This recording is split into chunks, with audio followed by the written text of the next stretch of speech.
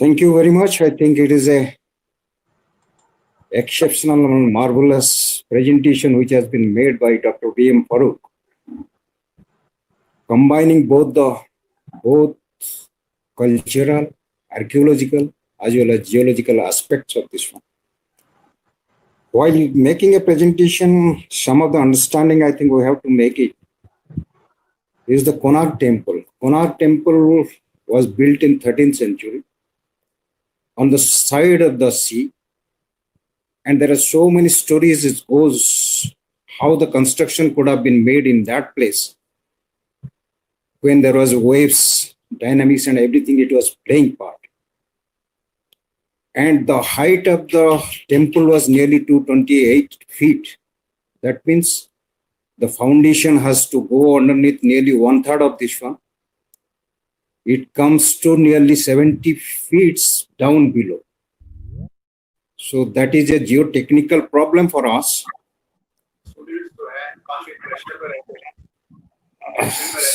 So the geotechnical problem is how the foundation would have been made for this Konark temple. This is the first thing which has to be kept in mind. Second thing is how the transport of such a big, huge condylite marbles there could have been brought.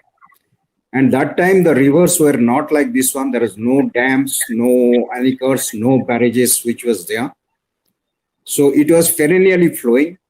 And that is the reason for which I think it would have been brought back to these places. But again, there are some other questions also comes. There are some basic statues which has been made from the basic rocks, which is available nearly at Mayurbhanj or Palishwar, that is the teaching place, where it would have been brought probably by sea. That was the easiest route by which it would have followed for the top. And second thing it comes to mind is that sea level has already regressed by 3 kilometers. That means sea is receding in that place during this Holocene period and since last 800 years. And next part we'll go to the Chilka. Chilka is a really interesting feature which is there, because in the east coast or the south coast or the west coast, nowhere 8 meter of sea level rise has been noted. Almost I think it is 4.5 meters maximum height has been there. But the scarcity of the radiocarbon, it makes us the evolution of the Mahanadi Delta and the Chilka evolution. Because I think 1970 only the one observation which was made by 3.75 thousand year, that is by the Venkatratnam, that was for the speed. But the Dr. Farooq has mentioned for the 8 meters high. So it is to be observed that how the sea level would have been gone up to there. Whether the tectonic aspect, it is very difficult to think over in this stable part of the continent. So therefore, I think radiocarbon dating probably will help us in deciphering whether it actually during the Holocene time it was there or something else, whether actual tectonism has been played a part in this one. And sir, I think Satpada, which you have shown, it is a very nearer to the shore now, near the Chilka lakes beyond that one. And could it be possible that now the red sediments are much older than this Holocene, which was nearly 3,500 years BP present? There is a possibility. I am not ruling out. And these are the things regarding the Chilka. And Tampra Lake is a remnant of the sea level which was there earlier. It was part of the sea. There are so many lakes which has been left out, and Tampra Lake is one of them. But now it has become a freshwater one. So therefore, probably some of the sampling we can take it over to say that yes, whether it. And think going back to Bhubaneswar, I think lot of geological aspect is there. As I have told already, This is the Khondalite layer having the inscription of the Ashokan period. And there are some caves also which has been there. The Upper Gondwana paleontological places, it is there very near to that one. And another emplacement of the dikes equivalent to the Rajmal dikes in the near the Naraj. That has been dated nearly 109 million years. So that has to be taken into consideration while making a geopark or geosite or any geotourism for that one. So that Rajmahal trap emplacement as a dike near the Siddheshwar hills near Naraj is very interesting, and anybody can go and see there. The dike is there. So these are the things which has been made. I thank once again Dr. B.M. Farooq for his eloquent lecture which has been made. And simultaneously, I am very much thankful to Mr. Surendranath, Ramurthy and Nageshwaran for their technical support in making this one very successful, along with Mr. Ravi Kumar, who is always monitoring these things. I am very much thankful to all of you. I think he deserves a clapping. I think I am doing it from my side also. Okay. Thank you very much, sir. Back to the technical team. Thank you. So there is a question from Mr. Somnath Bhattacharya. Alignment of Tampara Lake and southeastern extension and the near straight present coastline may indicate tectonic lineament, as I could see from the map. So please elaborate if possible. Thank you very much, Farooq sir. Yeah, actually, so far as the Tampara Lake is concerned, the tectonic elements of that area has not come into my knowledge, but to the further northeast in the Mahanadi Delta, ONGC have done a lot of subsurface studies, data were collected, and they have come out with series of faults forming host and graben, alternate host and graben in, I think, 3 or 4 sets of fault have been identified by them. It is confirmed by, deep seismic data and even drilling data. But that is all which I am aware of. But in the Gopalpur sector, except that the entire east coast has been, originally created evolved with the split of the continental during the continental drift. So fault is the basic of configuration of the coast, east coast here. But specifically for Gopalpur, I don't have any data. I'm in Tampara Lake. So there was a question from Professor D.R.S. Reddy. He is asking, he said, first of all, congratulations for an excellent presentation. Then his query is, what are the size and sorting characters of the red sand sediments near the lake? Do they represent dune sands? Any publications on these red sands? That was a query by Professor D.R.S. Reddy from Andhra University.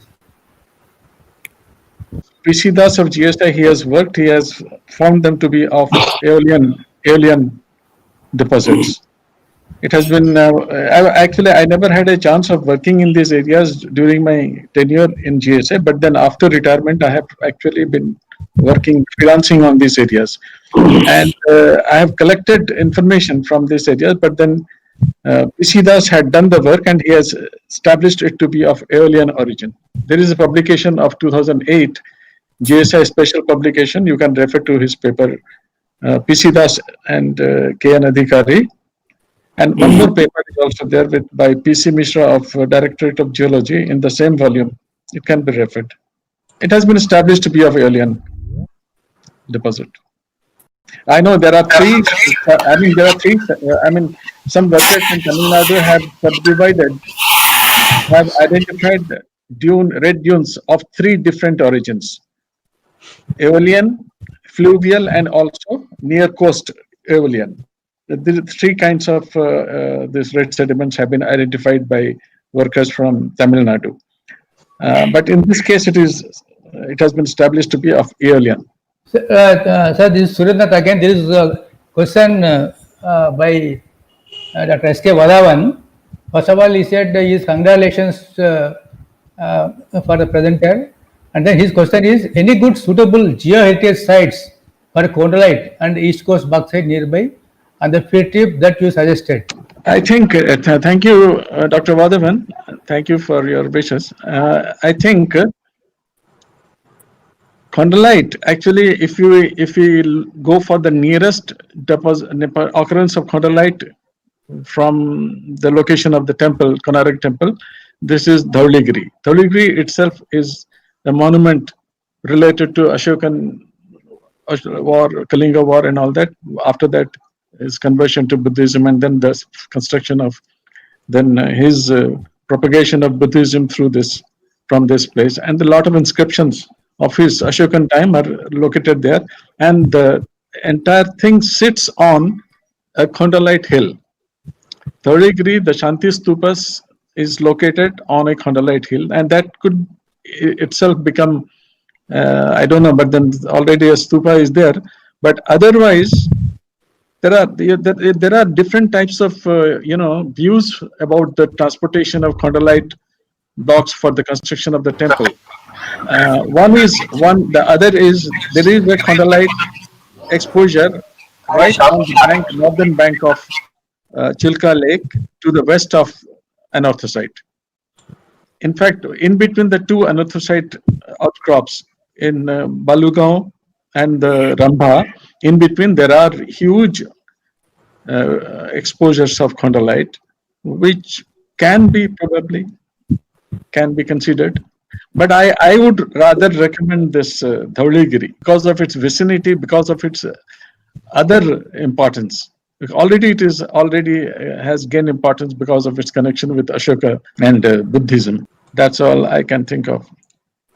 Let me add one more thing, that we, like Ravi Kumar has given me a lot of inputs about from certain other evidences of construction of temples in Andhra Pradesh with chondrolite, and so I think with Mr. Girja Mahapatra and Ravi Kumar, I think we are still trying to trace out, and I hope that we will be able to do it, because now we are able to give full time into this.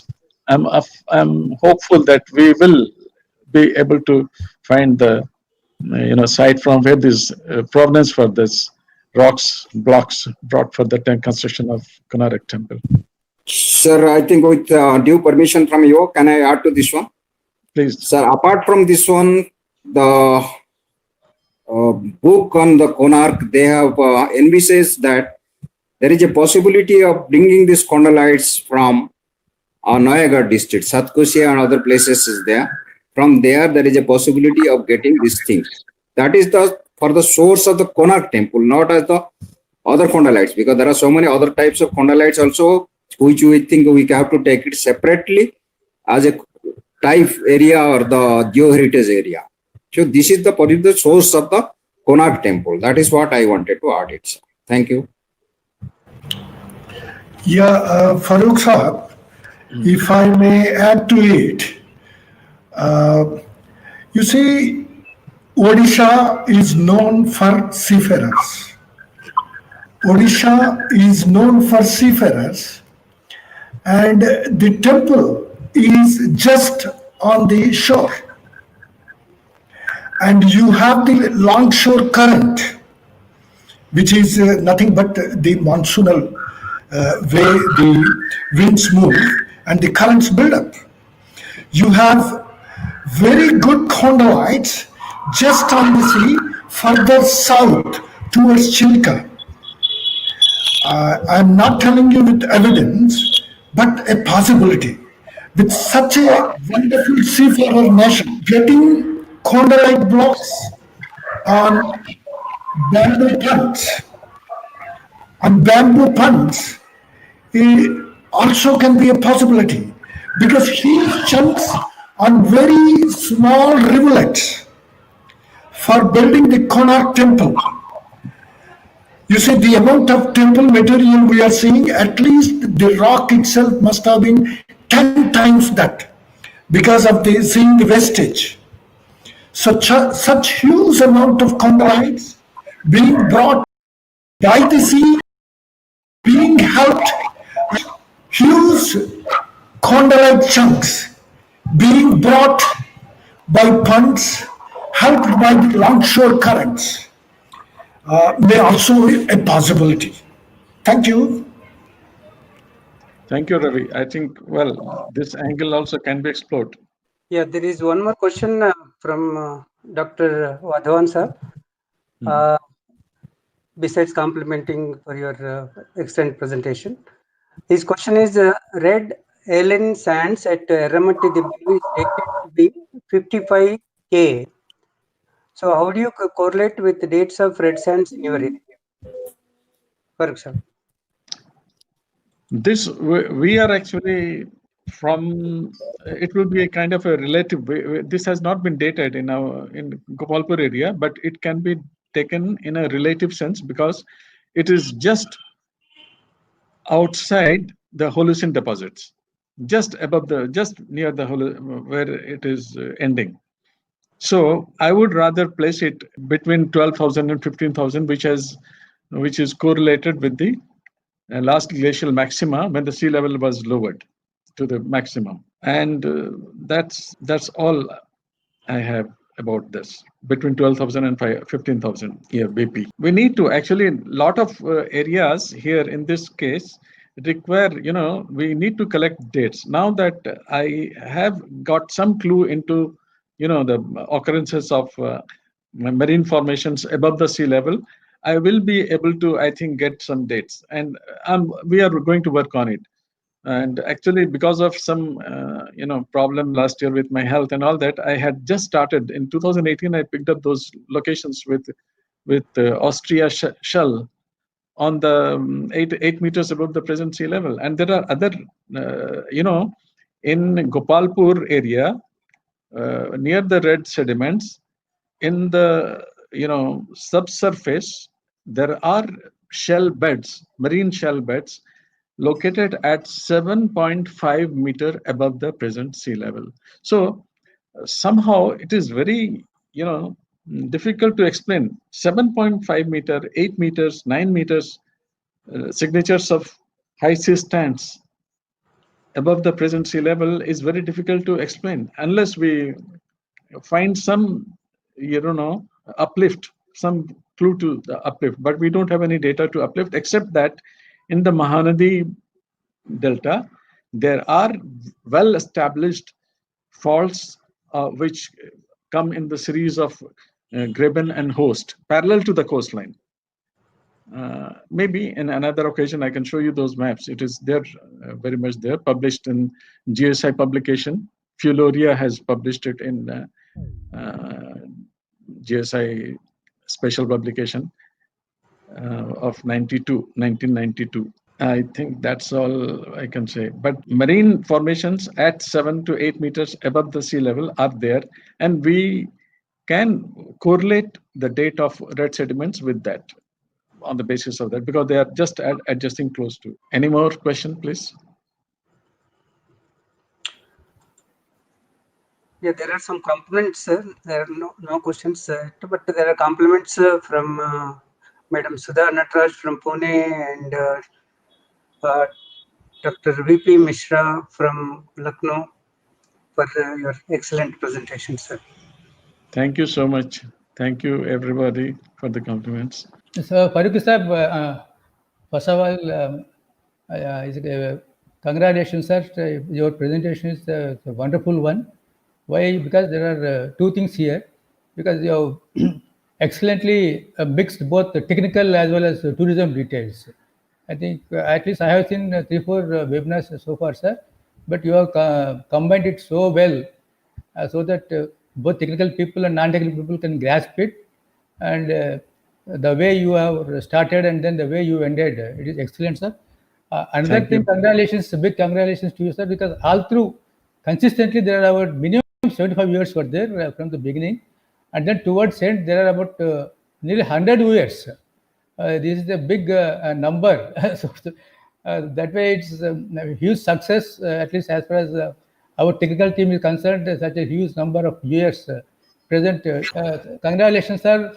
Mahapatra sir, Congratulations to you as well, because nice introduction about the topic as well as about Faruqi Saab's work and all. Congratulations for both of you, sir, once again. Thank you. From the Techsim side, this is a wonderful presentation, very thoughtfully done, and helps the concept of Indian geoparks, wherein geotourism tracks are very important, not just geology. And Dr. Farooq has covered not just archaeology, geology, anthropology, even to the extent how the drought must have hit the population 3,000 years from present, a devastating drought. It is very, very interesting to note. Definitely, we will have more and more of this. And from the technical side, in live stream, we had some difficulties. Yes, we have changed the channel to a more permanent channel, which is named as Indian Geopark. If there are no more questions, on behalf of the entire WhatsApp group of GeoHeritage, you are our members only, both Mr. Mahapatra and Dr. Farooq. So we should thank ourselves for such a nice event.